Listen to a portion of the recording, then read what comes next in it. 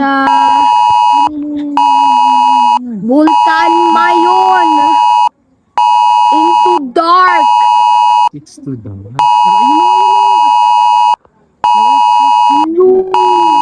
May mga clouds Sa Vulcan Mayon See? na Ito mag-report lava sa DZGB.